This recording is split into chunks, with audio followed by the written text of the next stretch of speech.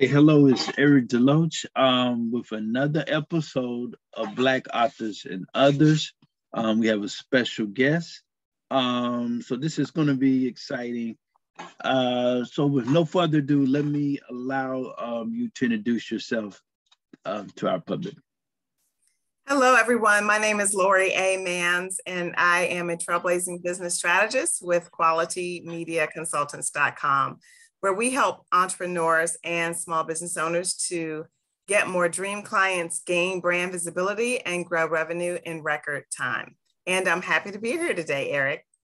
Yeah, thanks for appearing on the show.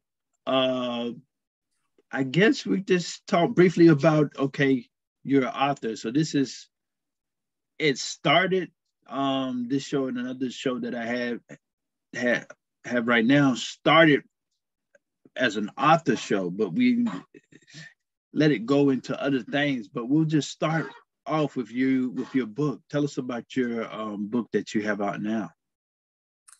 The book is called Divine Downloads, Loriology, 33 Lessons on Life, Love, and Leadership.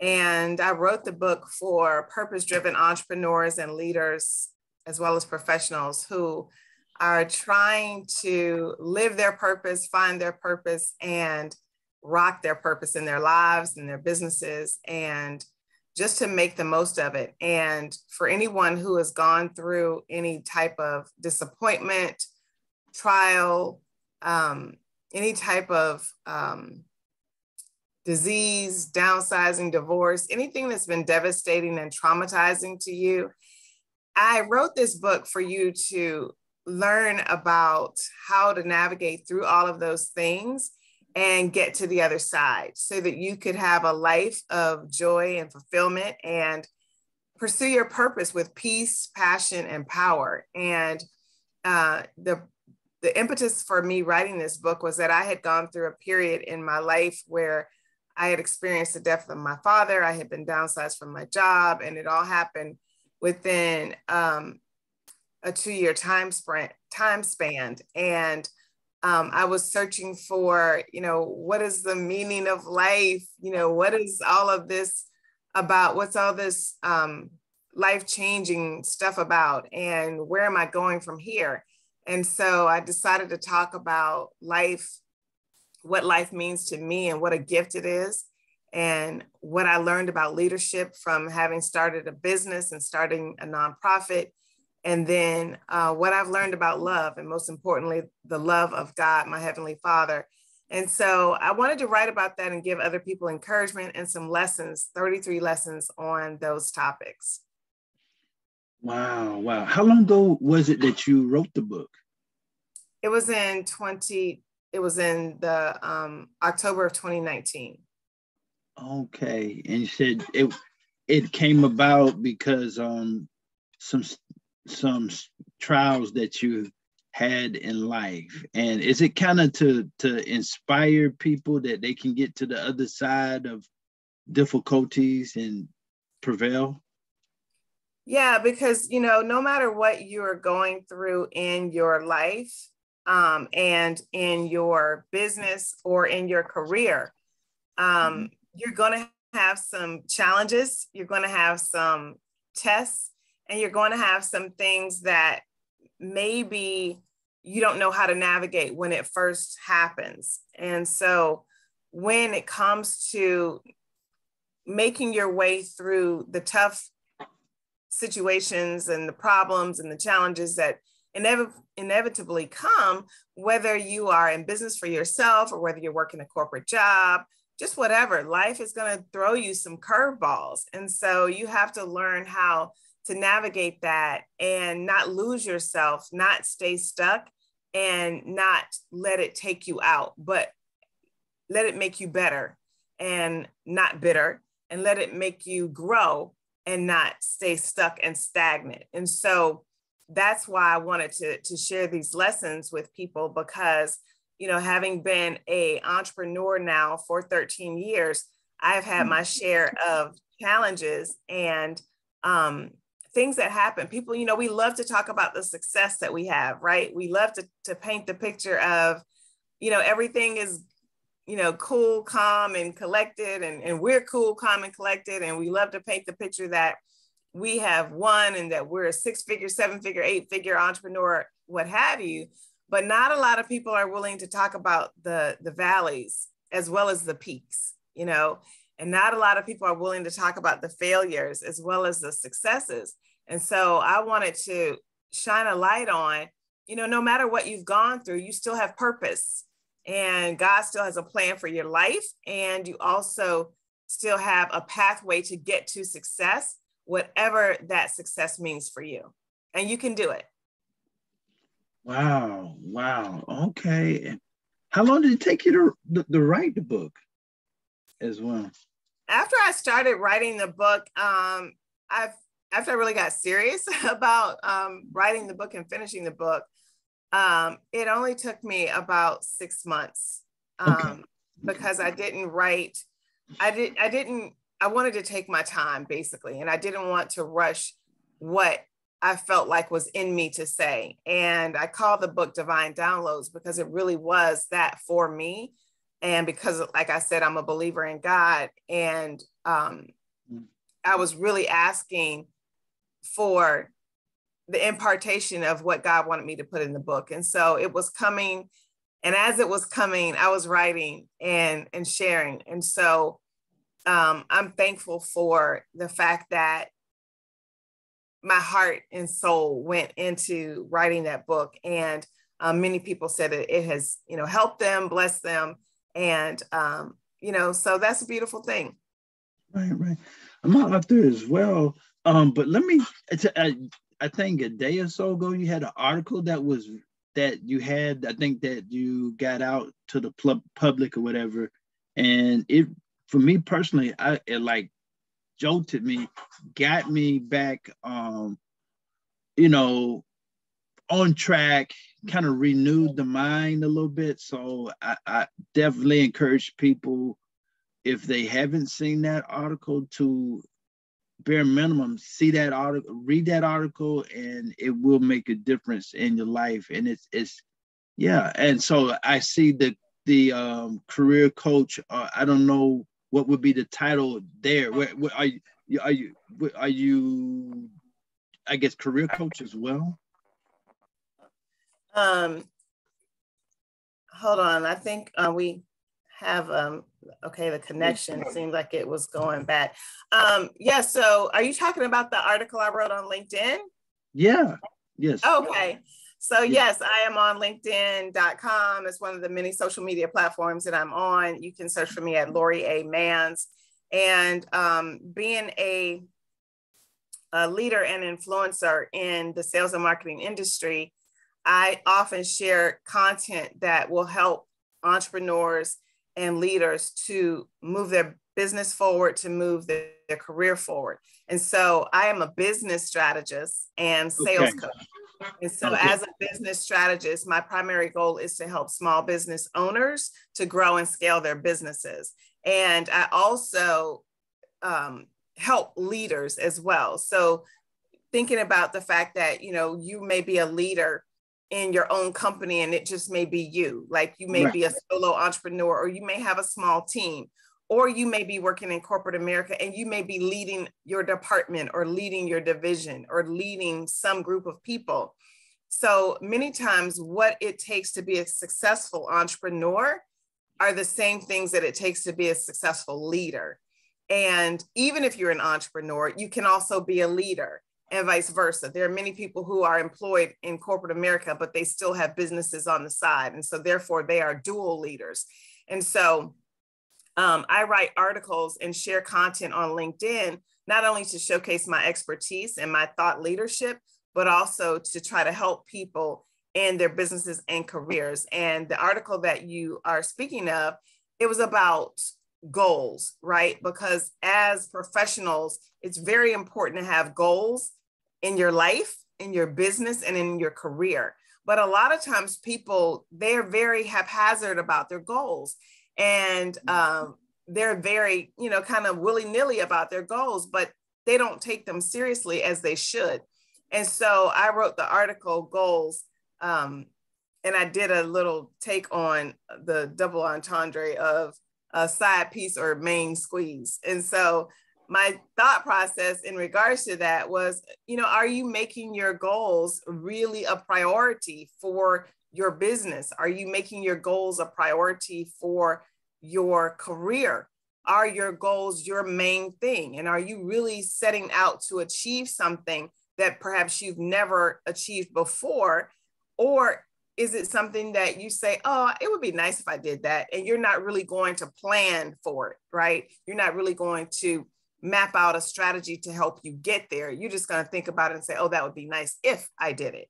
But nobody who is successful in their life, their career, or their business actually takes their goals lightly. They make it where their goals are and their objectives are the main thing that drives them, right? They put their goals at the top of their year as part of, this is what I'm going to accomplish, and this is my plan, and this is my mission, this is my vision. And they put that as a part of what they're going to do and how they're going to succeed throughout the year. And so when you take your goals seriously, then you have something to show for at the end of the year. And you're not sitting around going like, where did the year go? Where did the time go? But you actually have some real results that you can point to and say, hey, I said I was going to do this and I did it. And not only did I do it, I did it in the time frame in which I had planned. So I think it's very important at the beginning of a year, especially as we are now in January of 2022, to have some goals every year. A lot of people talk about resolutions, and a lot of people talk about, putting their to-do list together. But I would challenge you to think about, what are your goals and what do those goals mean to you? And how are you planning to achieve those goals so that you can have the success that you want and crave as well as deserve? Right. I thought it was an excellent article, timely, January, and it really renewed the mind, like in the Bible, renewed the mind and got you on track again. So it's so easy sometimes to get off track sometime, and you kind of need something to stimulate the mind and get you focused and goal oriented and headed in that direction. So I thought it was an excellent article, and I definitely recommend it to you, even if you're not an entrepreneur, because you may be in the future or not a leader, maybe a leader in the future. So for everybody, just read that and be inspired. So I thought it was excellent again. Thank you so much. I appreciate that. Yeah. Now tell me about, because you have so much going on. Tell me about when did you start your business, and tell us about your business. You said 12, 13 years. That's very great. I started Quality Media Consulting Group back in 2009. Okay. And it was about a month after I had been downsized from my corporate job. Right. And I worked in radio for almost 19 years as a sales and marketing executive. And for political reasons, I was downsized. And so although that downsizing was devastating, because I knew it wasn't because of my performance, because I was very good and even great at what I did. It was a real, a thing that was kind of shocking to me. But what it did for me was, when you're downsized, whether it's because, they call it a corporate downsizing, but in your heart of hearts, it's because of other reasons, perhaps, personnel reasons, whatever the case may be. At the time, you may think it is the worst thing that could ever happen. And, during this pandemic, a lot of people have been downsized. A lot of people have just been flat out fired. A lot of people have been furloughed, and it happens to the best of us and the worst of us. And so no matter what company you work for, you have to remember that you're working for them, not you. And so I decided that I wanted to put my future in my own hands and work for myself. And so I started a media and marketing agency, and where we initially focused just on buying media for small business owners. And if they wanted to advertise and promote their businesses, whether it was traditional media on like radio, TV, billboards, and things of that nature, we would place and plan that advertising for them. And then we started to expand into marketing and sales consulting. And so now we are not just a advertising agency, but a marketing and sales consultancy firm, helping small business owners to, like I said, grow and scale their businesses.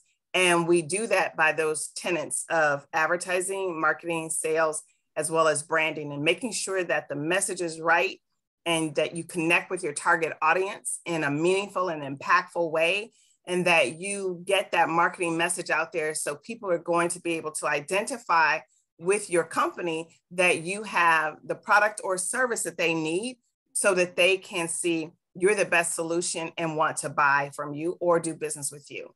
And so we teach them how to do that in a very strategic manner. And being the creative that I am, I have created programs and consulting programs to help entrepreneurs and small business owners to elevate their businesses using some trainings that I've learned along my way as an entrepreneur that have helped me to grow my business. So yes, you can find us at qualitymediaconsultants.com. And of course, our company is also on LinkedIn. So that was the reasoning behind creating the company and expanding it into the areas where we are today. Wow. Well, so many questions. So once you were downsized, I mean, I can tell, and you know, in the wrong way or whatever. How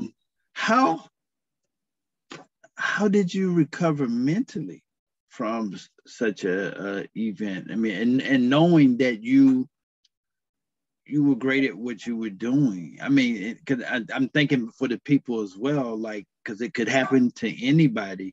How did you, I guess, mentally bounce back and kind of put the pieces back in order and went forth and went to the next I guess the next arena and to achieve?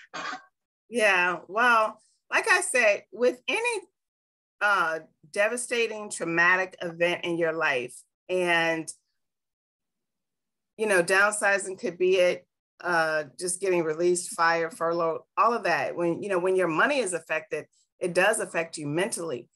But at the same time, I knew that I was talented, and I knew I was wrongly downsized. And so although I knew I was wrongly downsized, like I said, when you work for someone else, you have to deal with their personality, you have to deal with management, you have to deal with political, bureaucracy in corporate America. You have a lot at play when you're working for someone else. And so the thing about it is, if you know that you're good at what you're doing, you're great at what you're doing, you can literally take your skills anywhere and succeed. And so I knew that about myself. I knew that I was smart. I knew that I was talented, and I knew that I was great at what I did. And just not only that, I knew that I had to give myself time to grieve the loss of that position, and then also release it and let it go, because I had to accept that it was also a blessing in disguise, and that there were more things in life that I was supposed to do, and more things in life that were for my purpose. And that goes back to me writing my book, because one thing is true: when you work for a company, that company monopolizes your time, and people often identify themselves with, oh, I do this, or I work here, as who they are. That's their identity. Well, I knew my identity was not caught up in some company. My identity is in me. So that's how I did it. Wow. That could be an interesting book. Just how to rebound from being downsized or furloughed or whatever. That could be, 'cause I'm sure it happens a lot, and some people are strong enough to bounce back, and other people are not.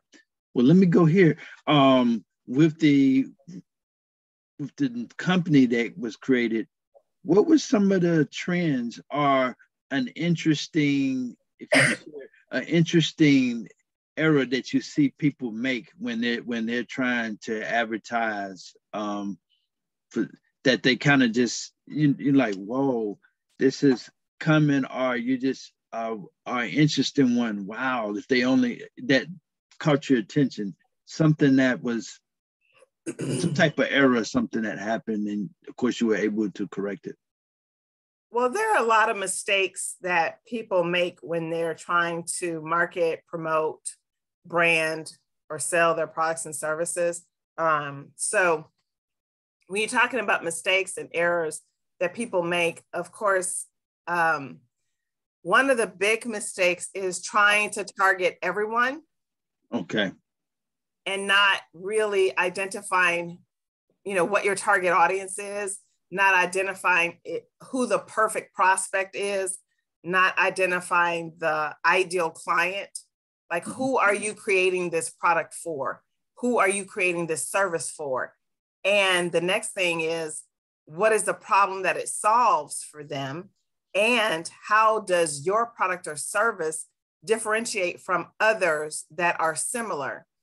And so the mistake of not understanding and being completely clear about who your target audience is a huge mistake, because everything that you say about your product or service is going to give somebody a message, whether that message is clear or confusing, right? So however you describe what you do is going to give a message. And so either that message is going to fall flat and you're going to get crickets, meaning nobody is going to respond to it, or that message is going to peak and it's going to resonate, and then many people will respond to it.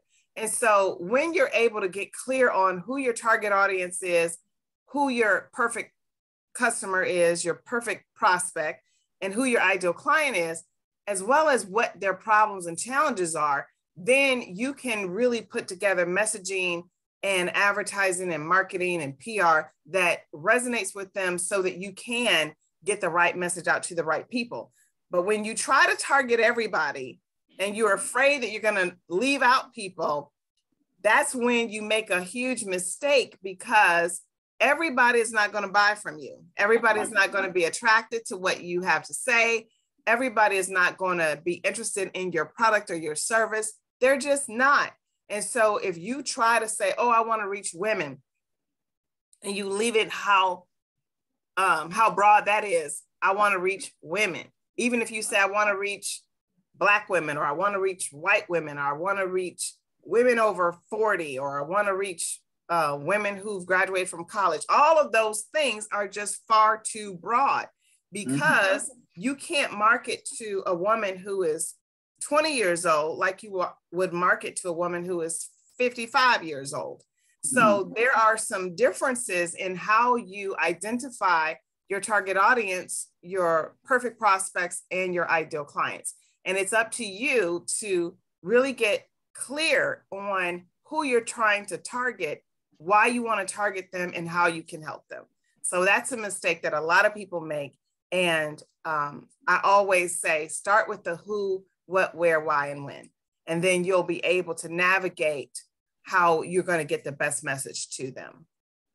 Wow. You said, and that's a common mistake by a lot of people. They just want to feel like they're leaving no one out, and, oh, I had this great product, and how can I just say this little segment, this niche, I just have to include everybody. My product is so great, but they don't understand that maybe that segment, a niche, may be who you really need to target to.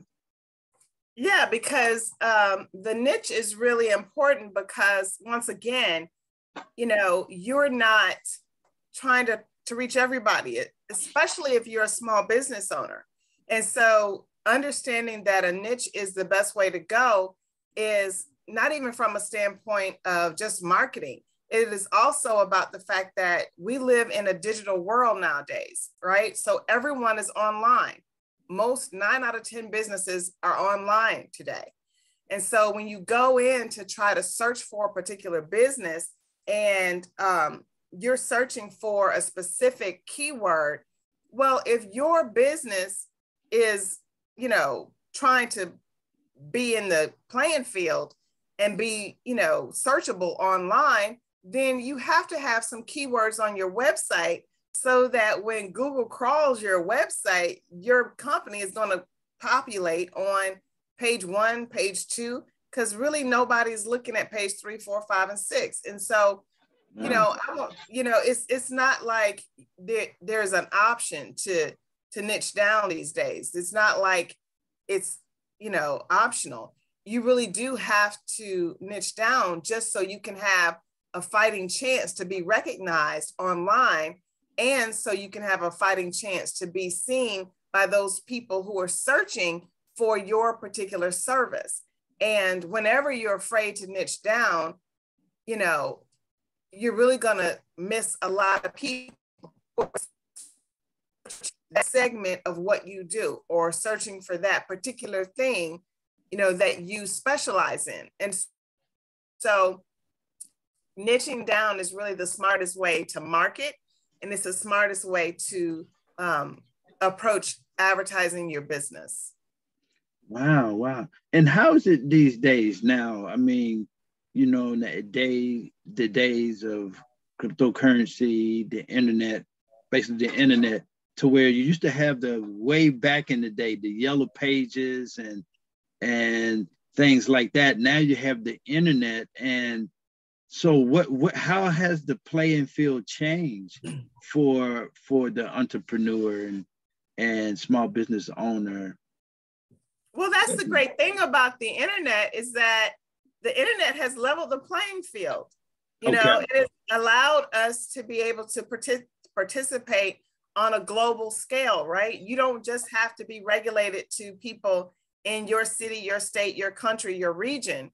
Now you can do business across the waters, right? Right. You can put up an e-commerce store on Spotify or Amazon or wherever else you want to put it, and get customers from all over the world.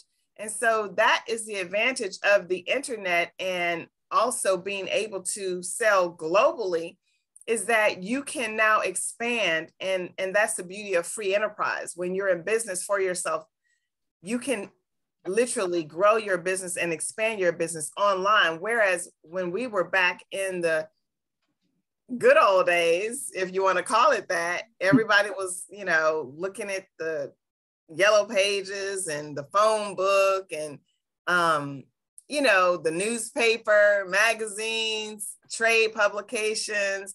You know, you had to do all of these things. You had to go to networking events, you know, and drive all around town at this event and that event.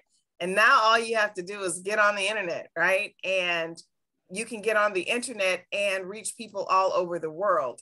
And so that's why I think the internet is, you know, a blessing. And it's also something that has leveled the playing field. But then you got to be careful about the internet too, because you have to have protection of your intellectual property. You know, you have to have protection of your business, because all of these countries out here that can have access to your business online now, you have to have, you know, something called cybersecurity, and make sure you're protecting your website, protecting your intellectual property, and all these things that you have to do when you are going to participate in the World Wide Web. So I think it has definitely helped, but it also has added another layer to how you should do business, right? Because you can't just be online without being fiscally responsible for taking care of your business and your brand online. But that other layer of, you know, business acumen does exist where it comes to this digital age. But at the same time, I think being online and having digital assets really does help lay, you know, a groundwork for how the small potato, the small fry, the small business owner can have a chance to reach audiences across the water if they want to, and do business, nationally as well as internationally if they choose to. Yeah, it's interesting. And my first book that I sold was in Italy. Oh, I mean, wow. I'm like, wow, how did that happen? I don't know. I guess they had the internet. That's how that happened. Right. It's interesting. So, and I think people are going to have to learn, like you said, and they need to talk to individuals like yourself, how to market effectively on the internet. That's the new challenge. It's not the same thing as the Yellow Pages or the old days. It's a whole new system of connecting with even your regular clients and new clients, like you said, that are abroad and stuff. So it's a whole nother skill set people have to gain. And they definitely will need individuals like yourself who have, I guess, been involved with the internet from the start and know effectively how to market and to expand their market share with the internet. Yeah, I totally agree. I was actually in corporate America when the internet approached and came on the scene. And I remember when nobody did business via email. Right. And I'm telling on my age right now, but I remember when people were skeptical about doing business over email. Can you imagine? Like, everyone sends an email now, right? So I don't care who you talk to or when, they're like, oh, send me an email, send me a follow-up. If you call them on the phone, they're like, okay, great, send me an email. And there was a time when there was no email. And so just like now, people are, they pay online and they pay all different kinds of ways that they pay for goods and services. Well, this cryptocurrency now is a thing that's the new buzz thing, right? And people are trying to figure out, okay, how are we going to incorporate cryptocurrency into the new business world? And, so there are a lot of people who are like, no, I'm not taking any payments on crypto. No, I'm not taking any Bitcoin. And they don't know anything about it. And they're not, educated about it. And I had to say to myself, okay, I have to learn something about this. And by no means am I an expert or even close. But when you look at the trends and when you look at what's going on in the world today, just like the internet and email and all of those things combined with the digital age that we were in, that was new at one time. Now it's old, right? So just like, Bitcoin and crypto, even though it's been around maybe about 4 or 5 years at this point, if not more, but I think it's still relatively new for most people and relatively new for folks who just don't know anything about it. And so with every generation, with every decade, almost, it seems that there's something else that happens in the world, and especially the business world, that you have to kind of navigate and learn about if you want to compete and if you want to learn how to do business in this new millennium that we're in. So I agree with you. You just have to be willing to adapt, willing to change, and willing to learn new things to continue doing business in the world today. Great. And my book started because I'm a songwriter and I was writing with a producer, music for a major label artist, and COVID showed up. And so what happened is that got put on the back burner because of safety reasons. And then all of a sudden I had time to write a book, and wrote a book, and then started selling a little bit with the book and stuff like that. And that's how COVID affected me. Of course, I had a family member that passed away. So tell me, sadly. So tell me, how did COVID affect you as a business person and as a citizen of the United States? Well, as a citizen of the United States, just being in a country where we are living through a global pandemic is a challenge in and of itself, just because of the fact that, we've been shut down at different times. When the president comes on television and say, hey, we're shutting down, that's a serious thing. It's never happened before in my lifetime, and I hope it never happens again. But just being in a country and living in these kind of times that are so uncertain, Mm-hmm. And just to see the numbers climbing of the people who are dying because of the coronavirus is very disheartening. And so I think just in terms of business, the way that it affected my business was that we used to hold events, right? Okay. Right. And so events for small business owners, events, workshops, conferences, networking events, those things were in person. All of that was in person here in the Atlanta area. And as a speaker, I also did a tour around the country, and I would go and talk to entrepreneurs about sales and about sponsorship and how they could, get more sales for their business, how they could partner with corporate sponsors to grow their businesses and all of that stuff, traveling and touring. Well, that stopped. And the workshops and the conferences and the, events kind of came to a halt because, no one wanted to get out and about and everyone wanted to be careful. And so that was a revenue stream that dried up until I pivoted with everyone else and started to do things virtually online. Well, whereas I had already, been doing webinars and trainings online, but when you have to host an online event, that's very different than hosting an in-person event. And so there's some people who have now shifted to hybrid events where they do a person, I'm sorry, not a person, but a portion of their event online and then allow a certain number of people to come into a facility. And then there's some people who are saying, well, you know what, we're just going to go back to our events. And it just depends on, who you are and what your mindset is about that situation as to whether or not you're, going to hold events in person or not. But that's one of the ways that COVID affected my business with limiting the events and or just shutting them down altogether. And so that was something, of course, like I said, I had to pivot and figure out other ways to recoup that income so it would not be lost altogether. Right. So from the individual standpoint, did you have any friends or family that were affected by COVID? Yes, I had some extended family members to get COVID, and thankfully only one person transitioned from it.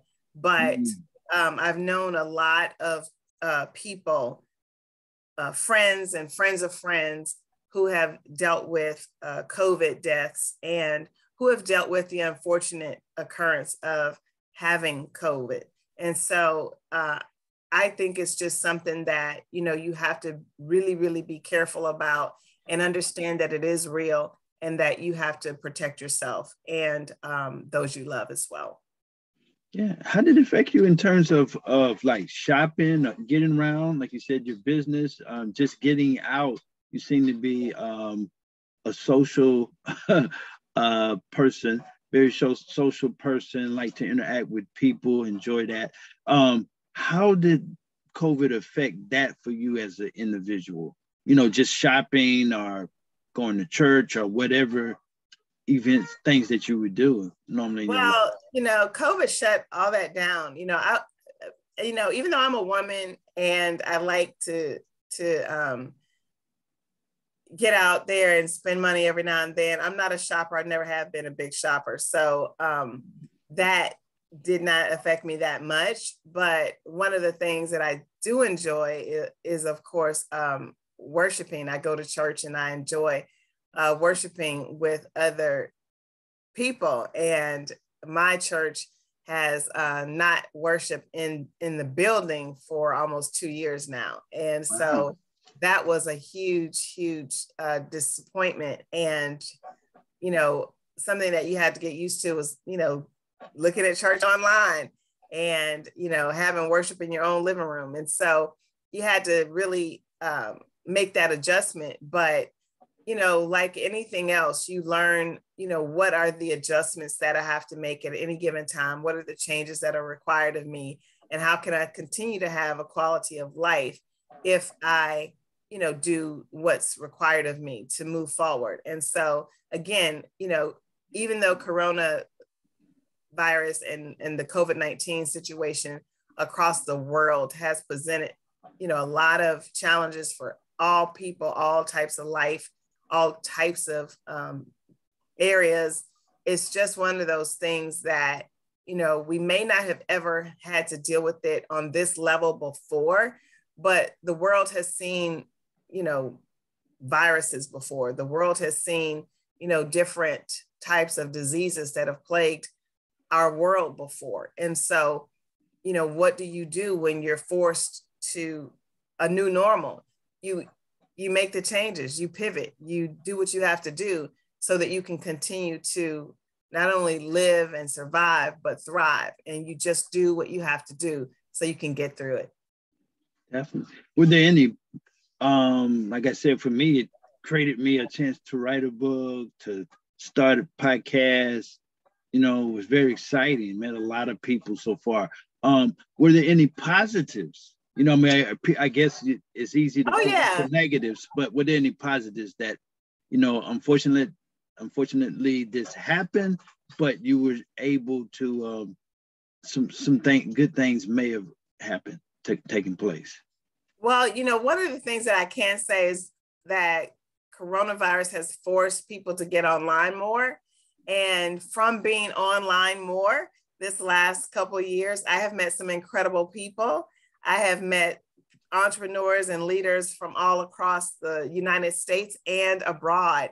I was just talking to a colleague in London a couple of days ago, and I would have never probably met this person had I not been online more in the last couple of years. And so I'm talking from social media like Facebook and Instagram and Twitter and LinkedIn and Clubhouse. I've met so many amazing people in these last couple of years just from showing up online more and more. And so I think that's one of the great things. And I've also released a coaching program that I, have done very well with, helping entrepreneurs to grow and scale their businesses. And, just keeping business, part of the forefront of my plan and keeping the goals in mind. What am I trying to accomplish and how am I trying to accomplish this thing and by when? And so the coronavirus has definitely forced, like I said, people to get more creative about what they do online, how they offer things online. And, and that's what I've done. And the benefit is meeting some amazing entrepreneurs and people to collaborate with, connect with, and just support one another. Because, hey, we're all in this thing together called life, right? Definitely. Tell us, I guess, now about your nonprofit. I mean, that's commendable. I mean, I'm sure the public would love to know about that and how that operates and what it does. Yeah, so I founded the Live Healthy and Thrive Youth Foundation Incorporated in 2010, and we started our first year of service in 2011. And Live Healthy and Thrive Youth Foundation is a 501c3 nonprofit dedicated to children's health and wellness. And our mission is to educate, activate, motivate, and empower children in the areas of academic achievement, fitness, nutrition, and total wellness. And basically what that means is that we empower children to choose healthier lifestyle habits so that they can avoid obesity, diabetes, and hypertension, and therefore have a better chance to become better leaders of tomorrow. And I love the work that I do because when it comes to giving back and sharing my gifts with others, it's something that was instilled in me from my parents, my mom and my dad, about service. And I just believe that anybody can serve. Like Dr. Martin Luther King said, anybody can serve because all you have to have is a heart, that's willing to give. And so I am that person, and I am someone who cares about my community. And I also cared about the fact that in my family, diabetes and high blood pressure and obesity just ran rampant. And I realized that those were conditions that were controllable by diet and exercise not necessarily fully 100% manageable, but you can control some part of it by what you eat and how you take care of your body. And so I wanted to inspire children because, there are some parents who will give their kids, fast food because it's quick and easy. And I wanted to let them know, hey, look, don't give them that, junk, put something in them that will sustain them and that will give them a better chance at having a healthier life so that they will avoid these illnesses in the future that really plague Black and brown people. So Black and brown people suffer from obesity and diabetes and hypertension a lot more than our white counterparts. And so if you look at the diet and if you look at the fact that a lot of African-American children, particularly in the USA, live in inner city areas where there is a food desert, meaning there's not a grocery store or a healthy food store within 5 or 10 miles radius of where they live.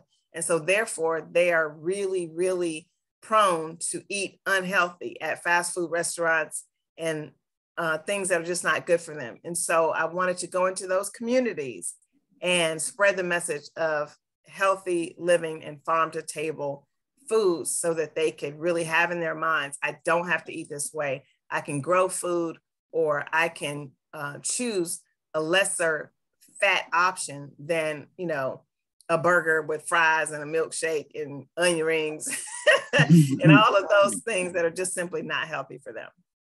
Wow. You do so many amazing things. Are there any new things on the horizon that we can look for that may be coming out 2022, 2023, 2024 that you have in store for the public that's helpful and beneficial? Well, I am going to write another book. Okay. Not ready. I am not announcing it yet, but I will put that teaser out there. I'm going to write another book. And, I'm working on some other stuff that I'm not going to announce, but yes, absolutely. So I do have some projects coming down the pipeline. So just stay connected with me. And I'm all over the internet. It's a great way to follow me and connect. So yes, I am definitely working on some goals to not only continue to elevate my business, but to elevate the nonprofit that I lead as well. So absolutely. And just keep an ear out and I'll be sharing. Yeah.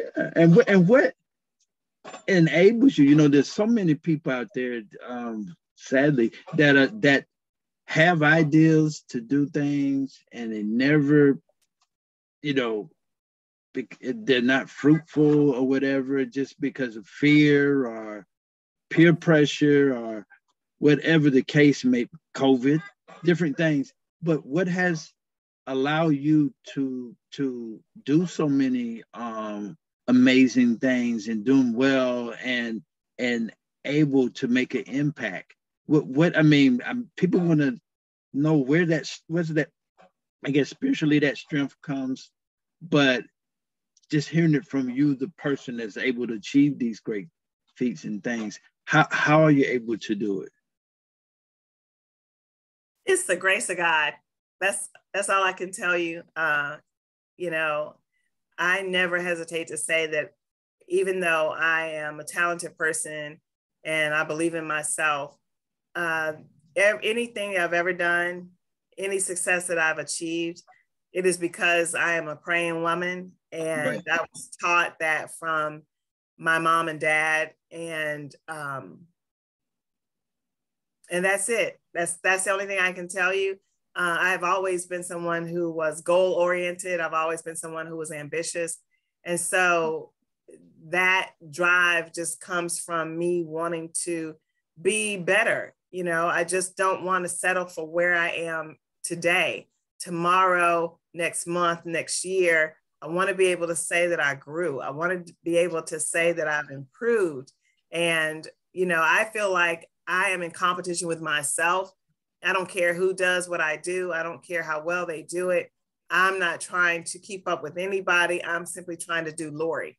And so if I do Lori well and I be the best person that I can be, I know that my Heavenly Father will shine a light on me and I will get whatever he has in store for me if I just be a good steward over the gifts and talents that he's given me.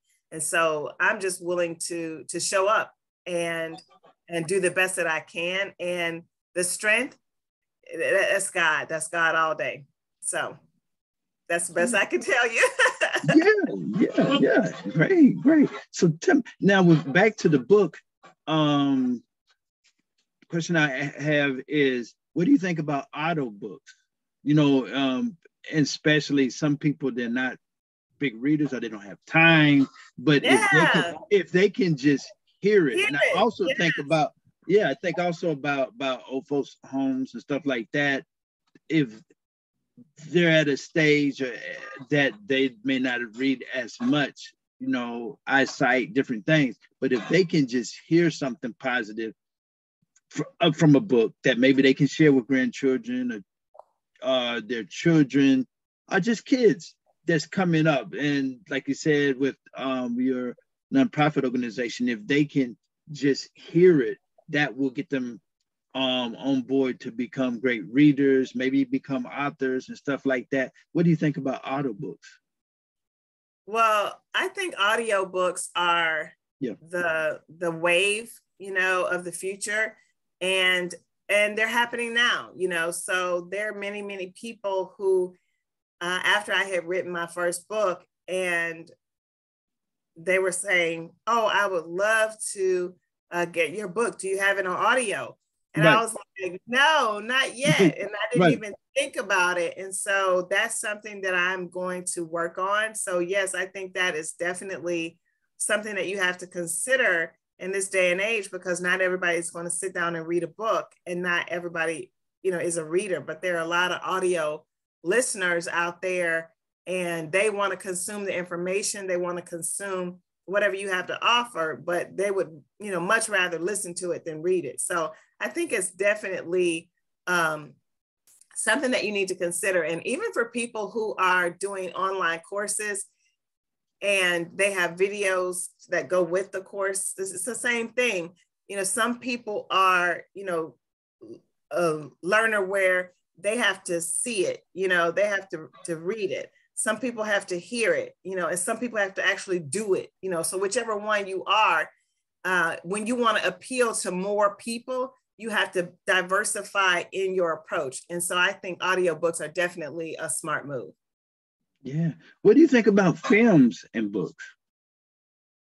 Oh, I think that's incredible because, if you're a filmmaker, think about some of the biggest films that we have, experienced in the world. Think about Godfather, right? It was a book and then it was a movie, right? Think about The Color Purple. It was a book and then it was a movie. Think about Roots.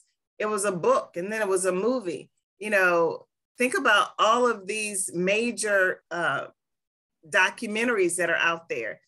Many of them started out as books and then they became movies, and even autobiographies, people writing their life story.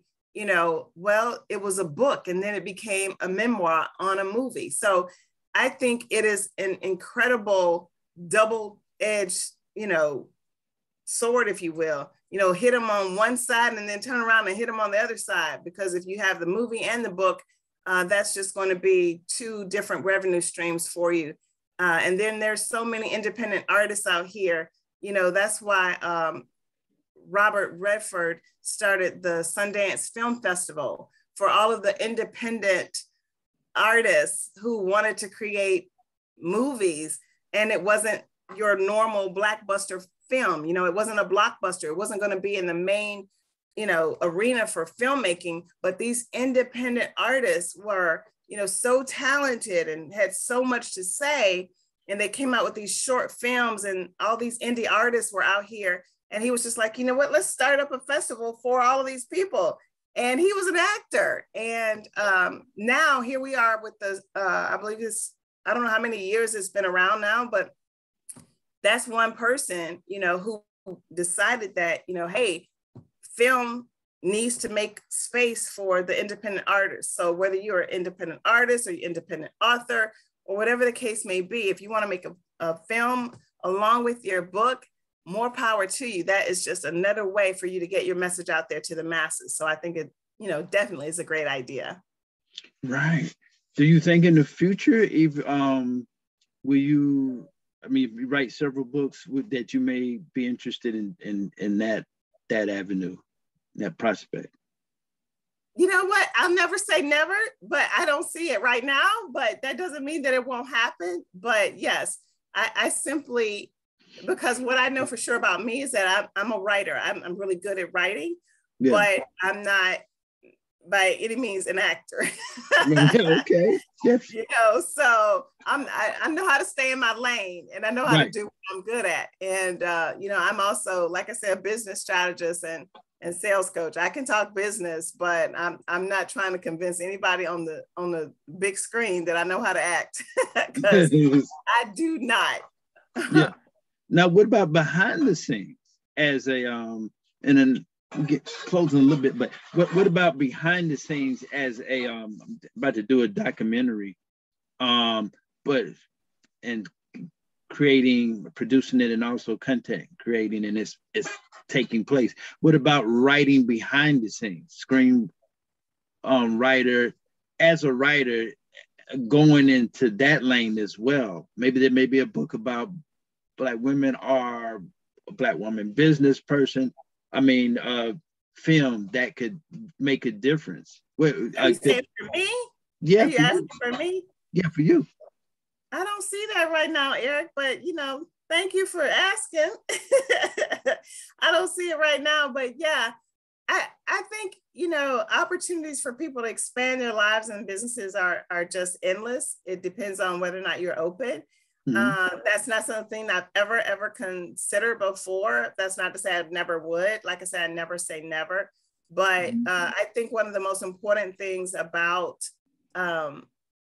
being in business and being an entrepreneur is knowing what your strengths are and knowing what your skill set is. Now, could I consult somebody on how to market their production company, or how to market what that film is, or what that documentary is, and how to get it out there? Absolutely. Right. Probably not. So I am one of those people where I absolutely am convinced about what my gifts are, what my gifts will yield to me, and how I can use those gifts to make a difference in the world. So like I said, I know I'm multi-talented, but I also know my limitations. So you never know. Like I said, you never know. But one of those things is, again, just always knowing, what you're great at and what you're not. Right. Okay. I think tell us again, do you have a copy of the book anywhere? Yes, I do. Unfortunately, I did not bring it in here, but you can go to lorimans.com. Yeah. It's my name, LORIMANNS.com. Right. And my business website is qualitymediaconsultants.com. Right. And I would love for anyone who's watching to connect with me online. I'm all over the internet, and I am Lori Mans. Okay. Well, yeah, this has been good. I definitely think it's good for people that want to get started in business and just see, your story of turning one situation into a better situation is very positive, especially for Black women, for everybody, whoever you may be. And I really appreciate you coming on, and just stick around for a second, but we can tell the audience definitely watch, subscribe, like this video, and really take in the information that she gave to you today, and definitely let it help you. And that's what a part of what the show is about, and bringing on great people that have done great things and are continuously doing great things. And again, we appreciate you coming on the show, and I think you have been quite an inspiration. I'm inspired, and I'm sure that others will be as well. Thank you so much, Eric. I appreciate the invitation. Okay, so just hold for a second, and to everybody, thanks again for coming out and watching the show, and pass it on to others to watch the show, and we'll see you another time on Black Authors and Others. Thank you. Okay. See.